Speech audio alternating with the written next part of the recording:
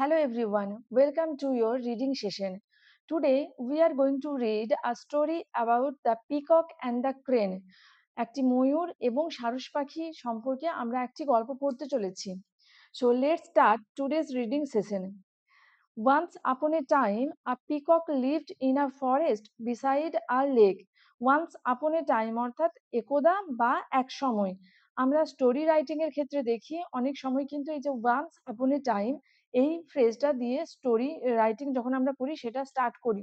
তো তোমরা যারা স্কুলে রয়েছো আমরা জানি যে স্টোরি রাইটিং এর একটা সেকশন থাকে, সেখানে আমাদের স্টোরি লিখতে হয়। তো স্টোরি লেখার ক্ষেত্রে আমরা এই ফ্রেজটা দিয়ে কিন্তু স্টার্ট করতে পারি।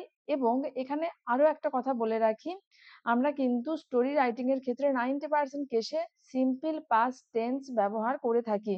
অর্থাৎ যখন সেন্টেন্স লিখছি সেখানে পাস্ট টেন্স অর্থাৎ ভার্বেরও ভি টু ফর্ম, ভার্বের বেশ কয়েকটা ফর্ম হয়, যেরকম ধরো আমি এখানে বলছি গো ভার্বটা, গো, ওয়েন্ট এবং গন। তো এখানে গো কি V1, ওয়েন্ট কি V2, গন কি V3। তাহলে ভার্বের V2 অর্থাৎ এই যে ওয়েন্টটা আমরা এখানে ব্যবহার করব। আবার ধরো সি ভার্বটা, সি, শ, শিন, সেক্ষেত্রে আমরা শ ব্যবহার করব। কাম, কেম, কাম, সেক্ষেত্রে আমরা কেম ব্যবহার করব।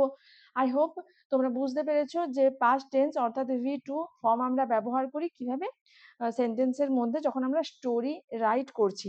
চলো কি রয়েছে তাহলে, এ peacock lived in a forest. এখানে দেখো লিভড বলা হয়েছে অর্থাৎ V2 ব্যবহার করেছি। লিভ, LIVE, লিভ, এটা হচ্ছে V1, এটার V2 ED যোগ করে এটার V2 অর্থাৎ পাস্ট ফর্ম যেটা হয় সেটা আমরা এখানে ইউজ করেছি।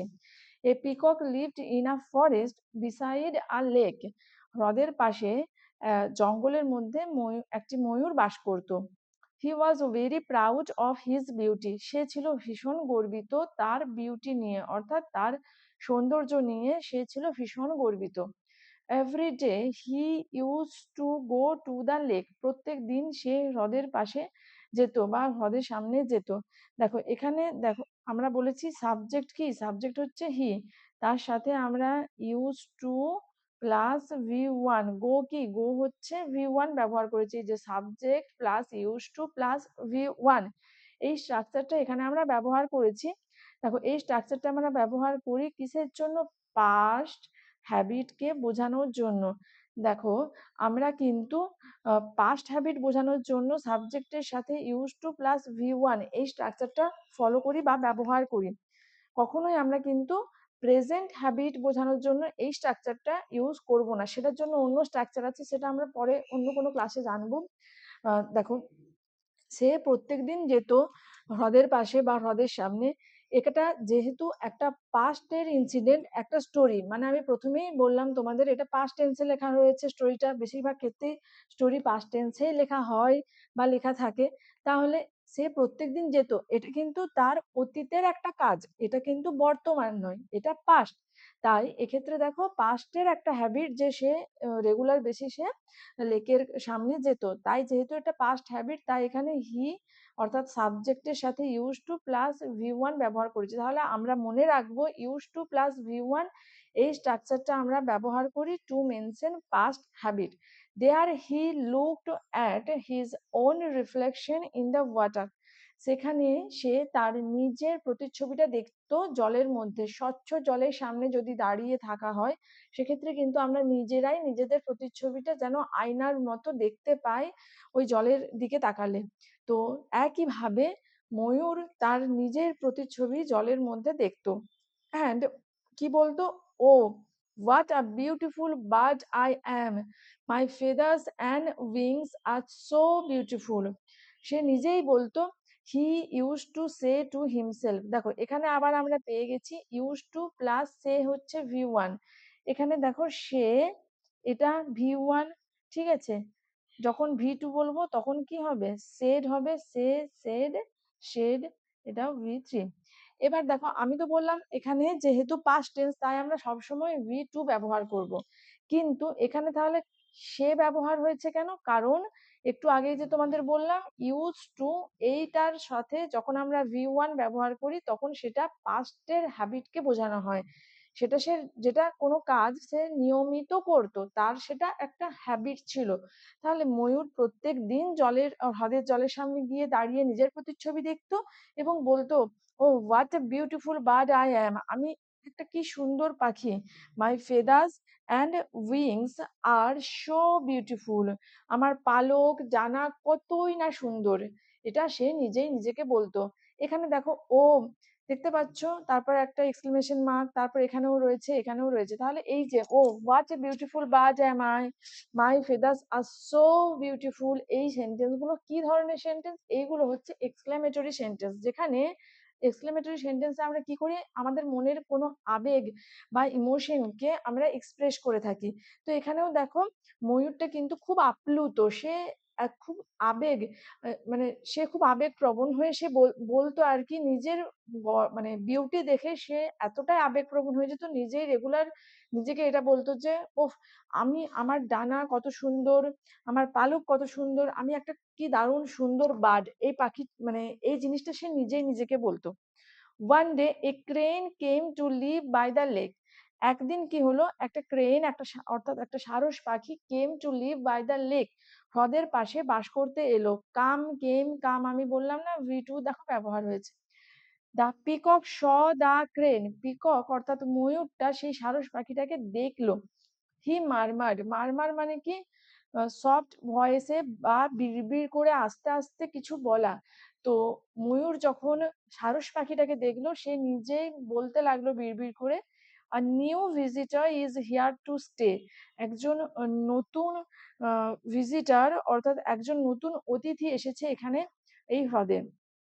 I must go and introduce myself to him, আমি অবশ্যই যাব এবং নিজেকে তার সাথে পরিচয় করাবো, বা আমি নিজেকে তার সাথে পরিচয় করাবো। হ্যাঁ, ওই যে ইন্ট্রোডিউস মাইসেলফ অর্থাৎ অর্থাৎ নিজেকে তার সাথে পরিচয় করাবো। So the peacock walk to the lake, সুতরাং পিককটি হ্রদের দিকে হেঁটে গেল, বা ময়ূরটি হ্রদের দিকে হেঁটে গেল।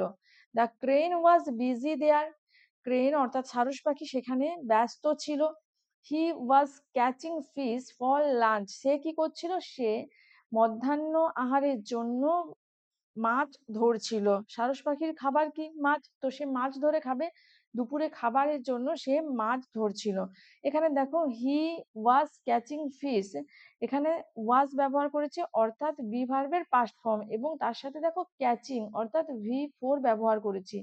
তাহলে সাবজেক্টের সাথে আমরা ওয়াজ অথবা ওয়ার ব্যবহার করি এবং V4 ব্যবহার করি কোন টেন্সের ক্ষেত্রে, না পাস্ট কন্টিনিউয়াস টেন্সের ক্ষেত্রে, পাস্ট কন্টিনিউয়াস টেন্সের ক্ষেত্রে। দেখো পাস্ট টেন্স ব্যবহার হবে স্টোরির ক্ষেত্রে। এবার যেহেতু দেখাচ্ছে যে পাস্টের কোনো একটা কাজ চলছে, তখন যখন পিকক বা ময়ূর যখন গেল সারসের কাছে, তখন সারস কি করছিল, মাছ ধরছিল। তো সেটা তখন কাজটা কন্টিনিউয়েশনের মধ্যে ছিল, কাজটা চলছিল, তাই সেটাকে বোঝানোর জন্য আমরা পাস্ট কন্টিনিউয়াস টেন্স এখানে পেয়েছি। He was catching fish for lunch, the proud peacock spread out his colourful feathers for display, proud peacock অর্থাৎ যে সেই গর্বিত ময়ূরটি স্প্রেড আউট মেলে ধরলো হিজ কালারফুল ফেদার্স, তার রং বেরঙের যে পালক রয়েছে সেগুলি মেলে ধরলো ফর ডিসপ্লে দেখানোর জন্য। তাহলে গর্বিত ময়ূরটি তার রঙিন পালকগুলি দেখানোর জন্য বা ডিসপ্লে করার জন্য মেলে ধরলো, কোথায়, না সারসের সাথে যখন দেখা করতে গেল, তো তার সামনে গিয়ে তার রং বেরঙের যে পালক রয়েছে সেটি মেলে ধরলো। Then he said to the crane, তখন তারপর সে ক্রেনকে বা সারসকে বলল, hello mister crane, welcome to the forest, hello mister সারস, এই বনে তোমাকে স্বাগত জানাই। আই অ্যাম ইয়োর নেবার, আমি তোমার প্রতিবেশী। নেবার স্পেলিংটা লক্ষ্য রাখবে, NEIGHBOUR, নেবার, নেবার মানে হচ্ছে প্রতিবেশী, আমি তোমার প্রতিবেশী। ওকে, আচ্ছা, এখানে আমরা যে নিউ ওয়ার্ডস গুলো পাচ্ছি, সেই সমস্ত ওয়ার্ডস এর মিনিং এবং ওয়ার্ডের মিনিংটা তোমরা যদি লিখে রাখো এবং প্রোনাউন্সিয়েশনটা আমি যখন বলছি আমার সাথে সাথে তোমরা নিজেরা বলা প্র্যাকটিস করো। আর যদি খাতায় নোট ডাউন করো তাহলে স্পেলিংটা তো তোমাদের একবার লেখাই হয়ে যাচ্ছে। তাহলে কিন্তু তোমাদের দেখো অনেকগুলো নতুন ওয়ার্ড স্টক হচ্ছে, তার সাথে সাথে ওয়ার্ডের প্রোনাউন্সিয়েশন, তার সাথে তার কারেক্ট স্পেলিং, মিনিং সমস্ত কিছুই তোমাদের জানা হয়ে যাচ্ছে। অ্যান্ড দ্য মোস্ট ইম্পর্টেন্ট যেটা, সেটা তোমরা ব্যবহারটা অর্থাৎ ইউসেজ, ওয়ার্ডের ইউসেজ কিভাবে হবে সেটাও তোমরা এখানে পাচ্ছ। যেরকম আই অ্যাম ইয়োর নেবার, আমি তোমার প্রতিবেশী, এটা আমরা ব্যবহার করতে পারি যখন তোমার আশেপাশে নতুন কেউ এসে বাস করতে শুরু করছে, সেক্ষেত্রে বলতে পারো আই অ্যাম ইয়োর নেবার। বা আমাদের নেবার যারা রয়েছে, আমাদের প্রতিবেশী যারা রয়েছে, ঠিক আছে, তাহলে প্রতিবেশী কথাটাকে আমরা রিপ্লেস করব এই নেবার যে নতুন ওয়ার্ডটা শিখলাম সেই ওয়ার্ডটা দিয়ে। আমরা হ্যাঁ, আমরা বাংলাতেই কথা বলবো, কিন্তু আমরা গ্র্যাজুয়ালি একটা দুটো করে ইংলিশ ওয়ার্ড যেগুলো আমরা শিখছি সেগুলোকে আমরা ইউজ করতে শুরু করব, ইনক্লুড করব আমাদের প্রত্যেক দিন কথার মধ্যে। তাহলেই দেখবে কিন্তু আমাদের ইংলিশের ওয়ার্ড বলা বা ইংলিশের ওয়ার্ড মিনিং, ওয়ার্ডের স্টক আমাদের কিন্তু একটা সময় বেশ বেড়ে যাবে, যেটা দিয়ে কিন্তু আমাদের স্পোকেন ইংলিশ এবং রিটেন ইংলিশটা অনেকটা ইমপ্রুভ হবে। যাই হোক, thank you so much mister peacock. তো সেড দ্য ক্রেন সেড, সারস পাখিটি বলল ধন্যবাদ মিস্টার পিকক, মিস্টার পিকক ধন্যবাদ।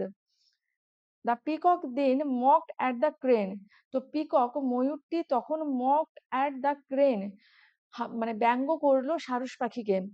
ব্যঙ্গ করে কি বলছে, why do you have such colourless feather, তোমার কেন এই রকম এত কালারলেস অর্থাৎ রংহীন পালক। ইউ লুক সো অর্ডিনারি, তুমি দেখতে খুবই সাধারণ। ইউ লুক সো অর্ডিনারি, তোমাকে দেখতে খুব সাধারণ। দেখো, মক অ্যাট অর্থাৎ ব্যঙ্গ করা। এবার মক এই শব্দটার সাথে আমরা অলওয়েজ অ্যাট প্রেপোজিশন ব্যবহার করি, ঠিক আছে।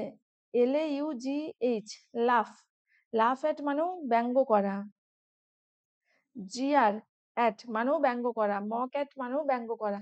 তাহলে আমরা দেখো মক এই শব্দটা মানে ব্যঙ্গ করা জানি, আমরা বাংলাতেই তো বলে থাকি যে মক করছো কেন।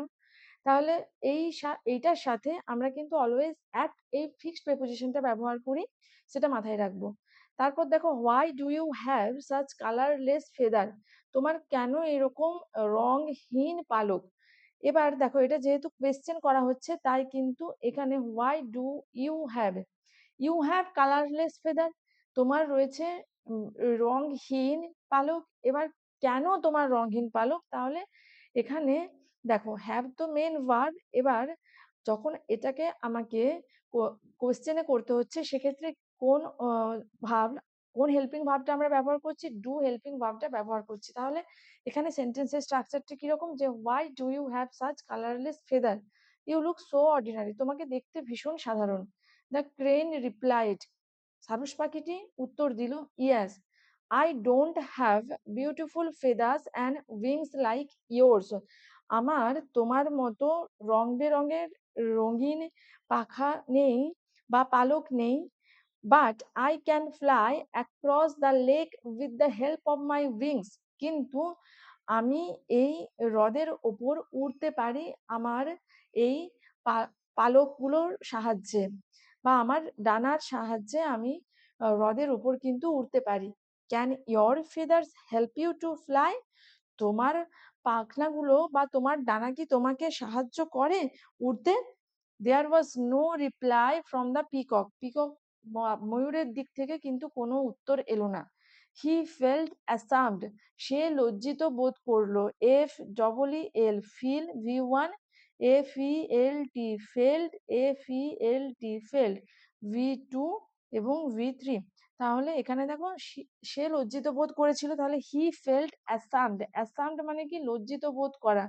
অ্যাসামড ওয়ার্ডটা মনে রাখবে, অ্যাসামড মানে লজ্জিত বোধ করা। অ্যান্ড ওয়েন্ট অ্যাওয়ে, সে লজ্জিত বোধ করলো এবং সেখান থেকে চলে গেল। আচ্ছা, এখানে দেখো আমরা বেশ কয়েকটা নতুন ওয়ার্ড পেলাম। একটা তো বললাম অ্যাসামড, ওকে, তারপর আমরা কি পেয়েছি, নেবার পেয়েছি, ওকে। তারপর এখানে দেখো আমরা আরো একটা ওয়ার্ড পেয়েছি, মকড অ্যাট মানে ব্যঙ্গ করা বা উপহাস করা, যেটা বাংলায় বলা হয়। ওকে, তারপর দেখো ইন্ট্রোডিউস মানে পরিচয় করানো। I must go and introduce my self, নিজেকে পরিচয় করাবো টু হিম, তার সাথে। ওকে, তারপর এখানে দেখো আমরা গ্রামারের কি কি পয়েন্ট পেলাম, যে সিম্পল পাস্ট টেন্স স্টোরির ক্ষেত্রে ব্যবহার করছি, ঠিক আছে। তার সাথে সাথে দেখো আমরা ইউজ টু প্লাস V1 এই স্ট্রাকচারটা এখানে পেয়েছি, যেটা দিয়ে আমরা আমাদের পাস্টের হ্যাবিটকে বোঝাই। যেরকম যদি আমরা বলি যে আই ইউজ টু